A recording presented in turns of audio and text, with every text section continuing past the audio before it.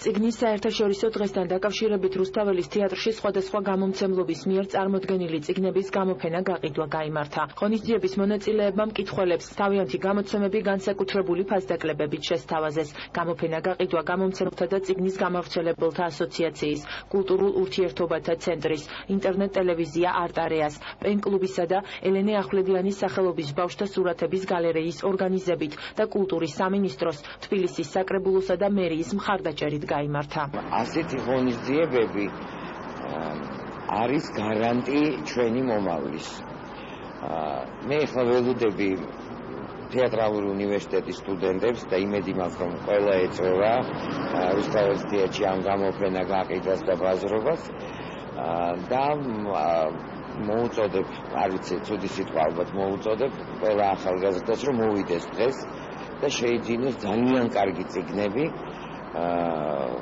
რუსთაველის თეატრის ფოიეში. ჩვენ ძალიან გვიხარია, რომ ვართ ამ ღონისძიების ორგანიზატორები, ამ დღესთან დაკავშირებული ღონისძიების.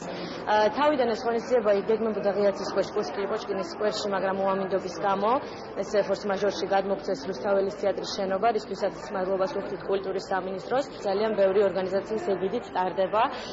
ასევე არის აქცია აჩუქე წიგნი, ზოგადად, რომ უფრო იყოს ესე ვთქვათ საქართველოში ის კულტურა მეტად რომ ვაჩუქოთ ერთმანეთ წიგნები და გავუზიაროთ.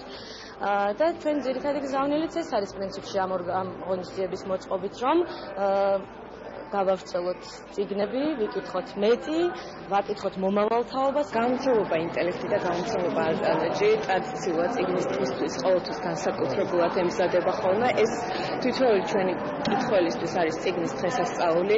სწორედ ამიტომ ჩვენ გვინდა რომ მათ გარკვეული საჩუქარი მოვუწყოთ ხოლმე ამ დღეს და ჩვენი წიგნები მნიშვნელოვანი ფასდაკლებით შევთავაზოთ. დღეისთვის ჩვენ გვაქვს 15-დან 40%-მდე ფასდაკლები ჩვენს გამოცემებზე.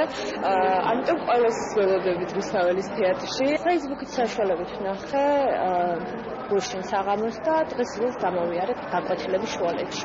და ძალიან გამიხარდა, იმიტომ რომ ძალიან ბევრი საინტერესო წიგნი იყო და ძალიან ფასდაკლებით, ანუ დიდი ფასდაკლება იყო და კარგი იქნება თუ ხშირად გაიმართება ასეთი წიგნის დღე.